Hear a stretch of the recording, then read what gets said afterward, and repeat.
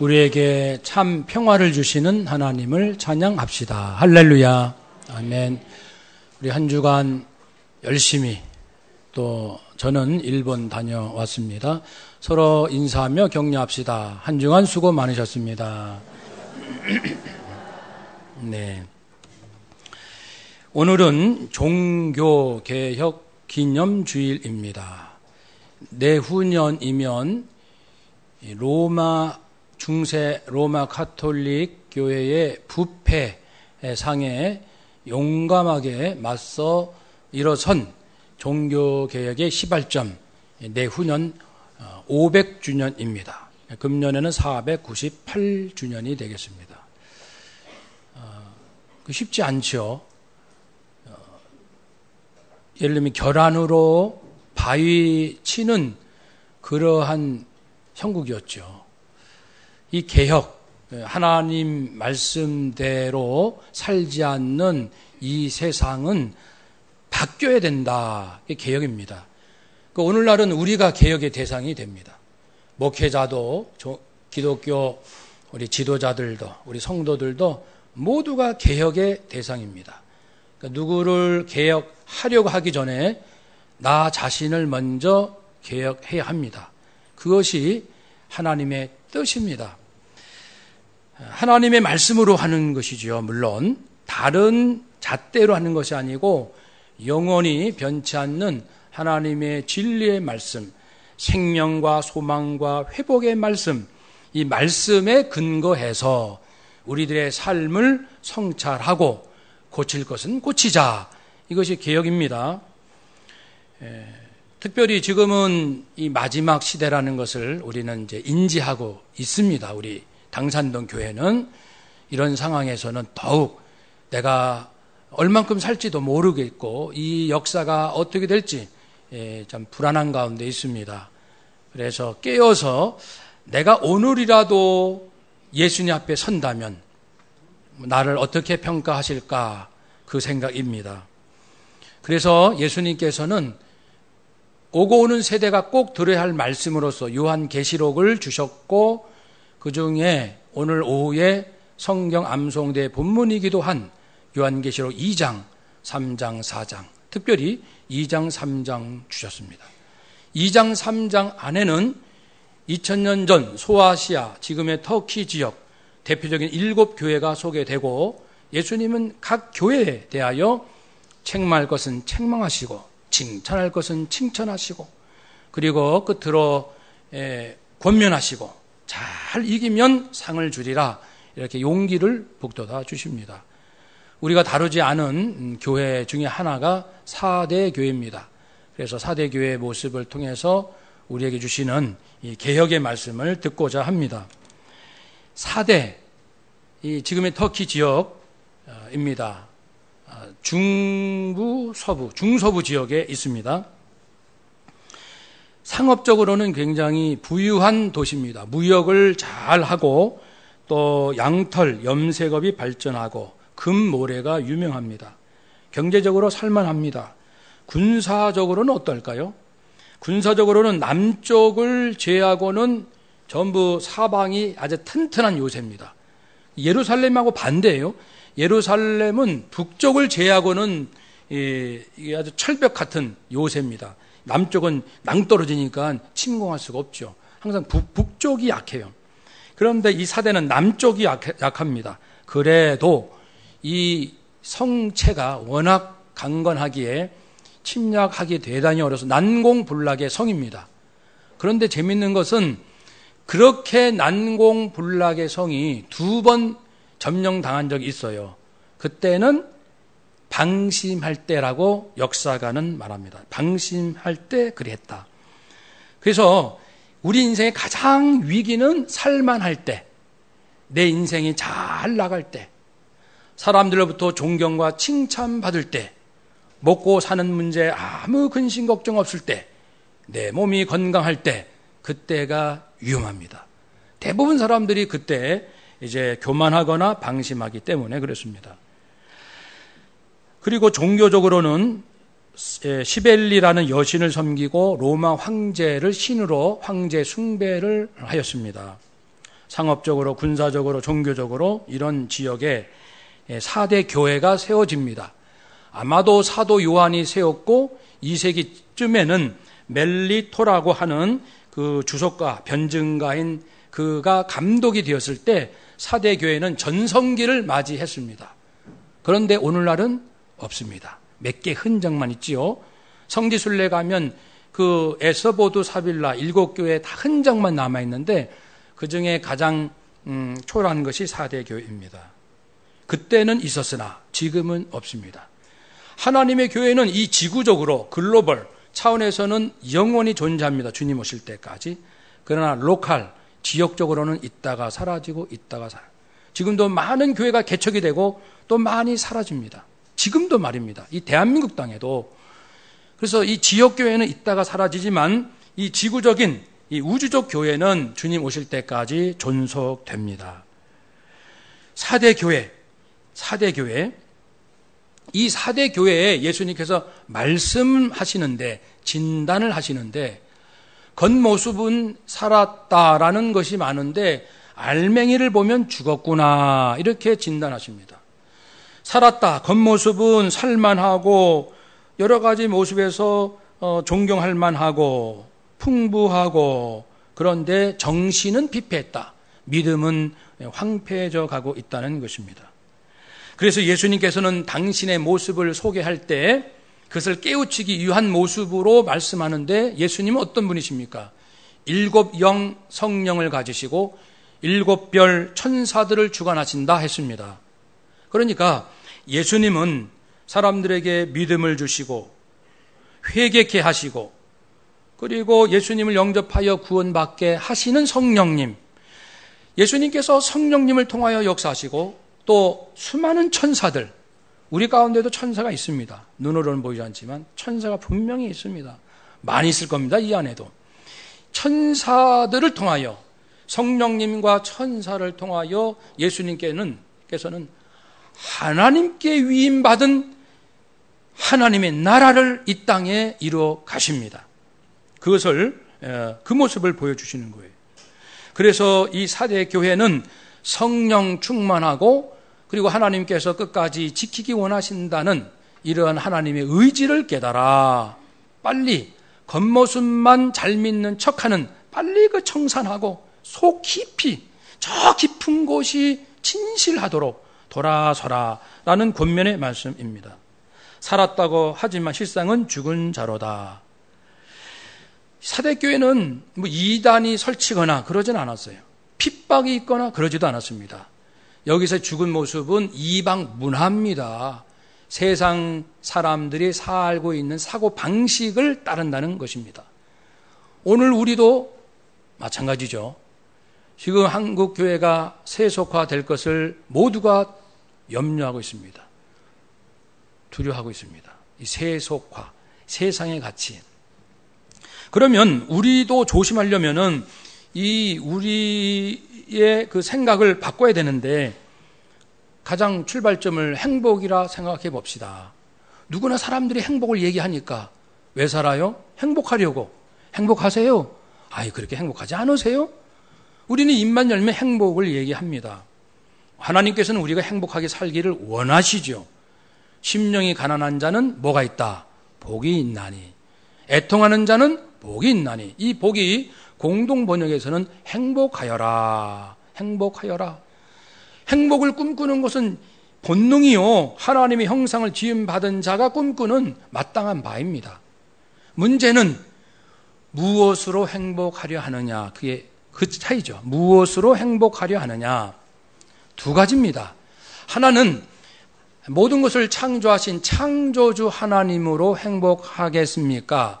아니면은 하나님께서 만드신 모든 피조물, 이 피조물로 행복하려 하십니까? 이 결단의 문제가 우리에게 남아 있습니다. 여러분 자신에게 질문을 해보세요. 나는 창조주 하나님으로 행복해. 나는 창조주 하나님으로 즐겁고 기쁨으로 살고 있어. 이런 고백이 거침없이 부끄러움 없이 나오십니까? 아니면 나는 물질로 기뻐, 직장 때문에 기뻐. 인정받는 것으로, 건강하기 때문에 기뻐. 무엇으로 나는 행복하고 있다고 생각하십니까? 그래서 먼저 누구로 행복할 것인가, 이 결단이 모든 나머지 것들을 이제 결정짓습니다. 자동적으로 결정짓습니다. 이 부분이 분명하지 않고서는 아무리 열심히 살고 아무리 공부 많이 하고 아무리 인맥이 넓고 아무리 재능이 있다 할지라도 행복할 수가 없는 거예요. 행복하지 않으니까 행복하려고 엉뚱한 방법을 찾게 되고 그렇게 해서 타락이 되는 거죠. 이 피조물 하나님의 형상으로 지음받은 우리는 분명히 기억합시다. 하나님이 아니고서는 진정으로 행복할 수 없다라는 사실. 고집을 피운 만큼 인생은 허무하게 사는 거예요. 한번 따라합시다. 하나님, 저는 하나님으로 즐겁게 살겠나이다. 아멘. 이 부분이 되면은 나머지 것들, 예를 들면 이제 사람에 대한 태도도 달라집니다. 사람들은 경쟁하려고 자꾸만 경쟁하려고 드는 거예요. 예. 초등학생들도 경쟁, 청년들도 경쟁, 성적 경쟁, 입사 경쟁, 또 입시 경쟁, 다 경쟁이라는 말을 쓰죠. 하나님은 다른 사람과 경쟁하라고 하신 적이 한 번도 없습니다. 사람이 만들어낸 말이에요. 사람들과 경쟁해라. 경쟁해서 입사해라. 경쟁해서 네가 원하는 대학 가라. 경쟁해서 뭐하라. 하나님은 단 한 번도 그 말씀하신 적이 없어요. 사람이 만들어낸 말입니다.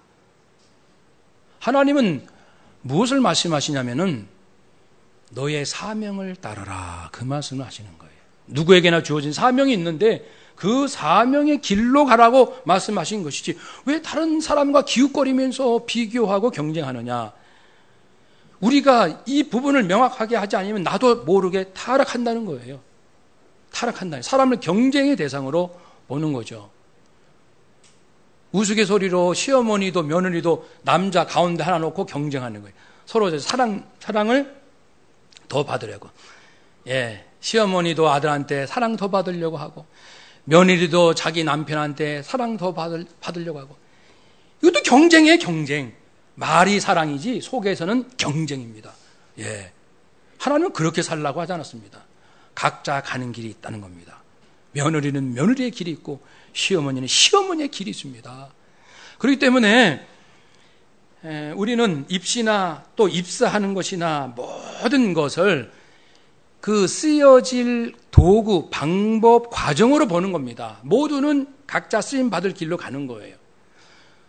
똑같은 고등학교 성적을 가지고도 어떤 사람은 남들이 말하는 더 좋은 대학 갈 수 있어요. 그런데 똑같은 실력 가지고도 그러지 않을 수도 있어요. 아주 차이가 큰 경우도 있어요. 저도 그걸 봤습니다. 얘는 공부를 정말 잘해. 근데 막상 대학 들어가는 것은 아닌 상황이 종종 발생합니다. 그러면 굉장히 억울하고 분하겠죠. 그러면 공부 잘했던 사람은 평생 자기가 고등학교 때 공부 잘했다는 생각만 갖고 있는 거예요. 좀 좋은 대학 간 사람은 평생 나는 좀 좋은 대학 나왔다. 이것만 가지고 사는 거예요. 그러니까 뭡니까? 마음속에 사람에게 지고 싶지 않는 마음만 기억을 하는 거예요. 그래서 자기 자존심을 만들고 정체성을 그렇게 만들어가며 그게 자기라고 생각하는 거죠. 그러니까 하나님께서 원하시는 길로는 안 가는 거예요. 지고 싶지 않는 길로만 가는 거예요. 나는 사람에게 지고 싶지 않아. 그 길로 가고 싶지 하나님께서 원하시는 길로 가고 싶어. 그건 아니라는 얘기예요. 여기서 불행이 옵니다. 우리 기독교는 그런 사람들 아니잖아요. 우리는 하나님께서 내게 주신 사명 따라 가는 줄로 믿습니다. 그러니까 제발 더 이상 그 누구하고도 비교하지 마시고 시기하지 마시고 질투하지 마시고 경쟁하지 마시고 마음을 다 사람을 비우시고 오직 하나님의 음성 따라. 그래서 다른 사람도 저 사람도 하나님께서 주신 그 길을 가고 있어. 나도 동역자입니다. 하나님 나라의 동역자로 보시면은 우리가 서로 불필요하게 이렇게 시기할 필요 없는 거죠. 언제나 하나님께 하나님 앞에 나를 바라보고 나를 점검하고 그것이 개혁입니다. 그런 자만이 개혁이 가능합니다. 물질에 대해서 그렇습니다. 사람도 자기 사명 따라 원래 가야 할 길로 자기의 자리로 가야 하듯이 물질도 마찬가지예요. 하나님 겁니다. 물질은 분명히 하나님 겁니다. 내 거는 하나도 없습니다. 물질, 그 물질이 하나님께서 기뻐하신 뜻대로 쓰이도록 하는 것이 내가 물질을 잘 사용하는 것입니다. 저도 물질에 좀 여유가 있으면 이제 이걸 저축할 수도 있겠죠? 사고 싶은 물건 살 수도 있고, 아니면은 어떤 누구를 도와줄 수도 있겠죠? 기도를 하는 거죠. 기도. 물건도 사고 싶고, 저축도 하고 싶고, 누구 도와도 주고 싶고. 그러면은 사람은 자기 신념 따라 할지 몰라요. 난 무조건 저축이야. 돈만 생기면 난 무조건 저축이야. 또 어떤 사람은 나 그동안 사고 싶었던 거 우선적으로 사고 싶은 물건 살 거야. 그렇지만 그게 하나님의, 기독교인은 그렇게 사는 게 아닙니다. 기독교인은 이 물질을 하나님 앞에 내놓고, 하나님 이게 제 것이 아니온데 어떻게 했을까요? 저축할까요? 물건을 살까요? 누구를 도와줄까요? 또 이 물질을 도와주는 것도 그냥 나랑 친한 사람. 항상 내 인생은 친한 사람을 돕는 걸로 끝나는 거예요. 그런데 정작 하나님께서는 그때 나를 통하여 그 누군가가 도움받기 원했고, 나하고 친하지도 않아요. 생면부지의 사람일 수도 있어요. 심지어는 나를 괴롭힌 사람도 있을 수도 있어요. 그래도 하나님께서는 내 물질의 일부를 그를 도와주기를 하나님은 원하셨음에도 불구하고 항상 친한 사람. 왜 그럴까요? 다는 아니겠지만 우리 솔직한 고백에 내가 친한 사람에게 잘해줘야 그 사람이 나한테 잘해줄 거 아니냐. 다 계산이 있는 거예요. 그러니 이건 사랑도 아니에요. 자기를 위해서 투자하는 것뿐이에요. 자기 인생 잘 살고자 아는 사람만 계속 잘해주는 거예요. 이게 사랑입니까? 하나님의 뜻일까요? 하나님의 나라일까요? 이것이 타락입니다. 이것이 타락이에요. 저는요, 많이 도와줘요. 도와주는 대상에 늘 친한 사람만 도와줘요. 그것이 타락입니다. 인간적인 감정으로는 그렇죠. 그러나 기도해야 되는 거예요. 하나님, 감동에 따라 이분도 도와주고 이분도 도와줘야 되는데, 성령의 감동 따라 똑같이 나누면 5만 원 줄 수 있지만 어떤 사람은 안 줄 수도 있고, 어떤 사람 5만 원, 어떤 사람 20만 원 줄 수도 있는 거예요. 우리는 물질이 내 것이 아니기 때문에 주인이신 하나님의 그 뜻에 따라서 물질이 본래 쓰임 받아야 할 그곳으로 가도록 하는 역할만 하는 겁니다. 그것이 뭐니까 물질이 본래 위치, 모든 것은 본래 위치로 가게 하시는 것이 하나님의 뜻이에요. 근데 사람들이 하나님 순종을 안 해. 순종을. 자기 욕심, 자기 맨날 계산만 하고 사니까 하나님 가슴이 얼마나 아프시겠어요. 따라서 합시다. 모든 것이 본래 자리로 돌아가게 합시다. 아멘. 역사도 마찬가지예요. 타락한 인간의 역사가 하나님을 거부하고 배반하고 불신하고 심지어 하나님을 조롱하는 이 역사는 하나님의 역사가 아닙니다. 그래서 반드시 끝을 내셔야 됩니다.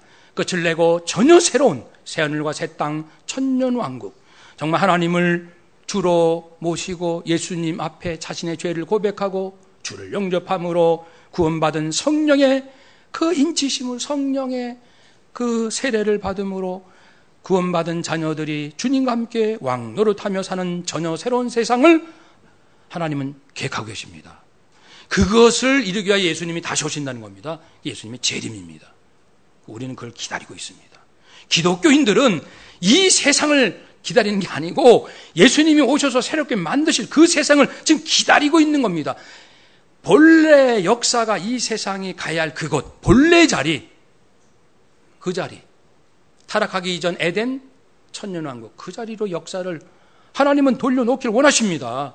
사람도 제 위치로 가야 됩니다. 각자 물질도 본래 쓰여야 될 곳으로 가야 됩니다. 역사도 하나님이 원하셨던 그곳으로 돌아가야 됩니다. 모든 게 지금 그렇게 가고 있어요. 우리는 이제 그 가운데 부름받고 그렇게 살아가는 사람들입니다.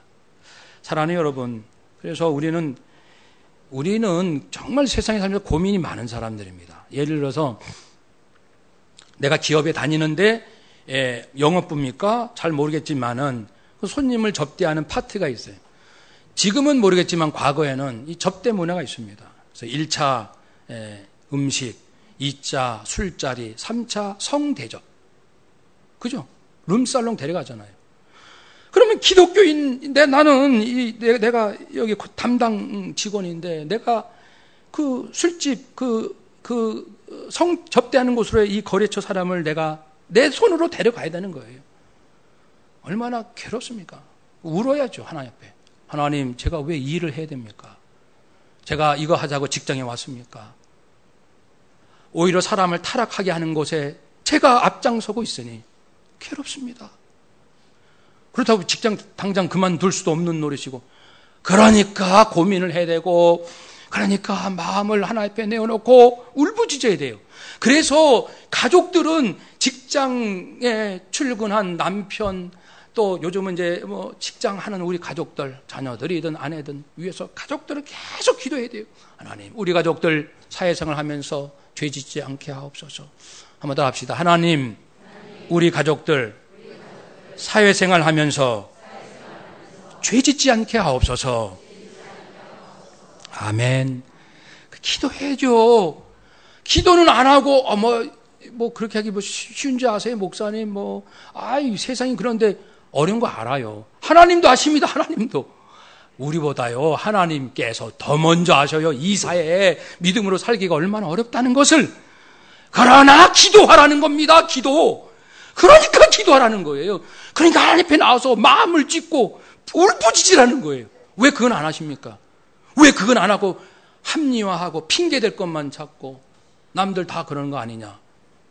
주님 앞에 반드시 섭니다, 우리. 대충 넘어갈 거 하나도 없습니다. 회개하면 물론 용서받습니다. 그래서 이런저런 것 우리가 세속에 살지만 세상에 잘못된 것에 물들어서는 안 됩니다. 하나님께서 2절 보시면은 너는 일깨워 그 남은 바 죽게 된 것을 굳건히 하게 하라. 내 하나님 앞에 내 행위에 온전한 것을 찾지 못하였노니 그러므로 내가 어떻게 받았으며 어떻게 들었는지 생각하고 지켜 회개하라. 생각하라. 내가 어떻게 구원받았지? 생각해보라는 거예요. 내가 누구지? 맞아, 나는 크리스찬이야. 크리스찬이 뭔데? 하나씩 생각을 해보자는 겁니다. 하나님 정말 살아계셔? 생각해 보세요. 인생의 목적이 정말 하나님이어야 돼? 내 마음대로 살면 안 되는 거야? 그것도 좋습니다. 하나님 앞에 좀 따져보세요. 하나님 앞에 가서 말씀을 드려보세요. 생각. 그리고 이것이 맞아. 그러면 그걸 지켜야 됩니다. 유지, 지켜라. 그러나 다 지키지 못한 부분에서는 회개하라. 오늘날 우리 사회가 얼마나 교만하고 불순종하고 음란하고 시기하고 거짓된 것이 많은지 우리가 너무나도 잘 알고 있습니다. 이제는 우리가 거기서 빠져나와야 돼요. 빠져나와야 됩니다. 빠져나와야 됩니다. 그렇다고 직장생활 안 할 수도 없고 학교 공부 안 다닐 수도 없고 그 속에서 있으되 죄에는 물들지 않겠노라는 비장한 결단이 이 시대는 필요합니다. 비장한 결단. 근데요, 아까 처음 말씀드린 것처럼 행복의 얘기에 다시 돌아가야 됩니다. 누구는 행복을 원하는 거예요. 근데 사람들이 행복하기 위해서는 돈이 많아야 된다고 생각하기 때문에 수단 방법 가리지 않고 돈을 버는 거예요. 수단 방법 가리지 않고. 그리고 이제 내가 행복한가 아닌가를 거기서 따져보고자 하는 거죠. 모든 세상이 대부분 그렇지 않습니까? 그러나 우리는 그래서는 안 됩니다. 우리는 지금부터 정신 바짝 차리고 누가 다 그런다, 예수 믿는 사람 다 그런다 그래도 나는 그거 하면 안 됩니다. 고민해야죠. 하나님은 반드시 도와주시는 분이고요. 그리고 행복이 하나님으로부터 옵니다. 하나님의 사랑으로, 하나님의 은혜로 그걸 깨달으면 기가 막힌 맛이 있습니다. 하나님의 진리를 깨달으면요, 그 어떠한 희열, 어떠한 기쁨보다 그건 쾌감, 희열, 이 진리를 깨닫는 기쁨은 영이 팍 사니까요. 영이 그냥 확 기쁨을 누리니까요. 늘 읽던 말씀, 그 한 말씀이 어느 날 깨달아서 내 가슴을 때릴 때 이거였구나 할 때 내 잘못된 생각에 완전히 뒤틀어지는, 그게 혼란스럽지만 충격이지만 거기서 희열을 느끼는 거예요. 이 길이다. 내가 가야 할 길은 이 길이다. 그런 것이 매일같이 있으면요, 그 재미로 산다고요. 그 기쁨으로 살고 내일이 또 기대가 됩니다. 하나님의 사람은 언제 내일이 짜증나고 지루하고 재미없습니까? 20년, 제 분명한 기억에 IMF 사태, 그 1997년도 기아 자동차부터 무너지면서 쭉 왔었잖아요. 그때 제가 처음으로 제 이름으로 자동차를 한번 정식 팔아주려고 그랬어요. 나라가 어렵다고 그러니까 그때 아벨라 하얀색. 애국심으로 샀어요, 진짜. 예. 그래서 잊지 못해 1997년. 그런데 그 뒤로 보면 항상 국론은 분열되고 그리고 항상 경제가 위기였더라고요. 대부분 지금까지도. 그러면 우리가 아예 그냥 털어놓고 살아야 돼요. 이 세상이 앞으로 더 어려울 수도 있다. 좀 좋았다가 다시 나쁘죠. 좋아졌다가 다시 나쁘죠. 그럴 수 있다. 여기에 우리가 신경 쓰지 말자는 거예요. 여기 때문에 울고불며 하지 말자는 거예요. 주여! 남은 인생은 하나님 말씀 안에 내 인생을 다시 한번 정리하겠습니다. 주께서 무슨 약속을 하셨고 과연 어떤 지혜와 능력을 내게 주시기로 약속하셨는지 하나님의 것으로 인생을 재정리하겠습니다. 이렇게 말입니다. 이렇게.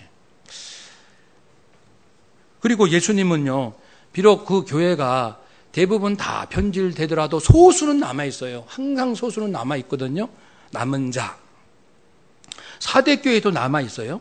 4절, 우리 4절 함께 읽읍시다. 그러나 4대에 그 옷을 더럽히지 아니한 자 몇 명이 내게 있어 흰 옷을 입고 나와 함께 다니리니 그들은 합당한 자인 연고라. 아멘. 소수는 더럽히지 않았어요. 타락하지 않았어요. 죄를 전혀 안 짓는다는 게 아닙니다.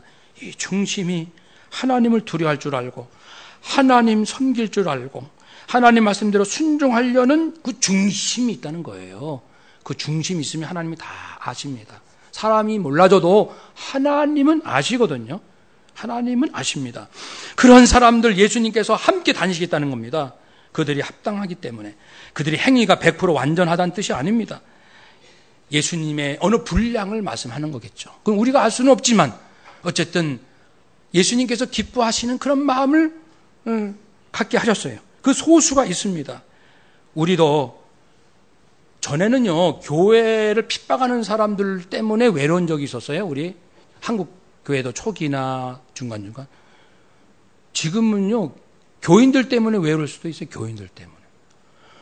왜냐하면 교인들이 하나님 말씀대로 살려고 안 해요. 교인들이. 그러면 같은 교인이지만 하나님 말씀으로 살려는 사람이 외로운 거예요. 이해하시겠죠? 이해가 안 되면 우리 교회는 굉장히 좋은 교회입니다. 우리 교회 그런 게 무슨 얘기인지 이해가 안 된다 그러면은 우리 교회는 대단히 훌륭한 교회입니다. 그런데 맞아. 그러면 우리 교회는 조금 문제가 있는 게 같은 교회에 있어도요. 같은 목회자라도 같은 장로님들이라도 같은 권사님들이라도 같은 집사님 같은 교학교 선생님들이라 할지라도 같은 성가 대원이라 할지라도 정말 주님 말씀대로 살려고 애를 쓰고 몸부림치는 사람이 오히려 왕따 당하고 외로울 수 있다는 거예요. 교회 안에서. 아니 이해가 안 됩니다. 그러면 우리 교회는 정말 좋은 교회입니다. 맞아 그거였구나. 그러면 우리 교회는 문제가 있는 거예요. 여러분 지금 심각한 건 우리 교회입니다. 바로 우리예요. 누구 욕할 것도 없고 누구 개혁하라 할 것도 없고 우리 당산동교부터 개혁해야 되고 우리부터 개혁을 해야 돼요. 우리가 사실은 우리 모습을 저도 제 모습을 잘 몰라요. 여러분들께서 우리 목사님 답답하시다. 몇 번 말씀을 드리는데 왜 못 고치냐. 그런 게 분명히 있을 거예요. 분명히. 일부 예배는 꼭 1시간 안으로 끝내주세요 했는데 지금도 못 끝내고 있거든요. 그러면 특히 이제 샬롬 찬양대 오늘도 우리 목사님 못 말려. 그럴지도 몰라 속으로. 사람은요 자기를 잘 못 보는 게 있다고요. 누구나 마찬가지입니다. 어떻게 하면 내가 내 모습을 좀 알 수 있을까? 이게 답답한 거예요. 답답한 거예요. 미칠 것 같은 건 그겁니다. 내 모습이 지금 어떤지를 내가 모른다는 거예요. 내 딴에는 내가 훌륭하고 내 딴에는 내가 좀 진실하고 내 딴에는 내가 잘 믿으려고 하는 것 같은데 그러나 모르는 거예요. 인간은 자기를 속일 수 있는 존재이기 때문에. 답답해요. 그것이 답답한 거예요. 그래서 우리 스스로 개혁하기를 원하고요. 비록 여러분 교회 안에서 신앙생활 하시다가 외롭고 심지어는 핍박을 당하는 일이 혹 있다 할지라도 교회 떠나지 마시고 이 교회를 남으셔서 피를 흘리십시오. 눈물을 흘리시고 주여 제가 당산동 교회 썩어지는 하나의 미랄이 되겠습니다. 이게 믿음이 좋으면 죽는 거예요. 믿음이 좋은 자는 낮아지는 거예요. 믿음이 좋은 자는 져주는 거예요. 믿음이 좋은 자는 용서하는 거예요. 믿음이 좋은 자는 희생하는 겁니다. 그래서 지금 시대가 급하니까 우리 교회가 매일같이 아까 장로님 드린 그 기도 중에 와담, 하나님 오늘이 평생에 이 시간이 평생에 귀중하고 귀하고 복된 날 되게 하옵소서. 그렇게 기도하셨잖아요. 오늘이 평생에 귀하고 복된 날 되게 하옵소서. 바로 그겁니다. 그렇게 살면 돼요. 어디를 가든지 어느 자리에 있든지 내가 억울한 일을 당하고 손해를 본다 할지라도 주여 이 자리가 내 평생에 귀하고 복된 자리가 되게 하옵소서. 그런 영성으로 살면 될 줄로 믿습니다. 예수님께서 다 아셔요, 우리 중심을. 그러니까 혹 그런 분 있으면 외로워하지 마시고 끝까지 난 죽겠다, 당산동 교회를 위하여 나는 죽으리라, 그렇게 미랄이 되어주시고, 그리고 내가 생각할 때 나는 좀 거짓된 것 같아, 나는 좀 진실성이 없어, 나는 좀 이렇게 하나님을 알고자 하는 간절함이 없는 것 같아, 그렇게 혹 느껴지신다면 이제는 시간이 없습니다. 더 이상 미룰 때가 아니에요. 조용히 하나님 앞에 가시든지 저 한강공원 가시든지 기도원을 가시든지 혼자 여행을 훌쩍 떠나시든지 어디 가서 그냥 하나님 앞에 엉엉 울면서 하나님 저 좀 살려주세요, 제가 이렇게 좀 답답한 인생을 살고 있습니다 해서 하나님 앞에서 이 답답한 영을 다 좀 청소하시고, 이기는 자는 5절 이와 같이 흰옷을 입을 것이요 내가 그 이름을 생명책에서 결코 지우지지 아니하고 그 이름을 내 아버지 앞과 그의 천사들 앞에서 시인하리라. 세 가지 약속했습니다. 믿음을 끝까지 지키는 자는 흰옷을 입는다. 구원입니다. 구원받은 자의 그 영광과 기쁨, 생명책에서 없어지지 않겠다. 하나님의 자녀로 영원히 내가 너를 내 자녀로, 즉 소속감, 그리고 하나님과 천사들 앞에서 내가 너를 자랑해 줄게, 내가 너를 시인해 줄게, 내가 받을 영광입니다. 그래서 한번 따라서 합시다. 구원의 기쁨, 하늘의 백성, 영원한 영광, 그걸 약속해 주신대요. 그러니까 구원의 기쁨은 그 기쁨으로 살 수 있다는 거고, 하나님의 자녀된 이 소속감, 외롭지 않다는 거예요. 어디 가도 하나님이 계시니까 하나님의 자녀. 그리고 이제 장차 예수님께서 나를 다 인정해 주시고 높여 주셔요. 내가 받을 영광은 차곡차곡 쌓여 있습니다. 세상 방식으로 살지 마시고, 세상의 계산대로 살지 마시고, 사람을 대하든 물질을 대하든 역사를 대하든 부디 주님 모시고 주님과 함께 이렇게 구별된 삶을 사셔서 오늘 하루 살지라도 내 인생에, 내 평생에 가장 귀하고 가장 복된 날이 매 순간순간 되어지시기를 주의 이름으로 축복합니다. 아멘. 기도하겠습니다.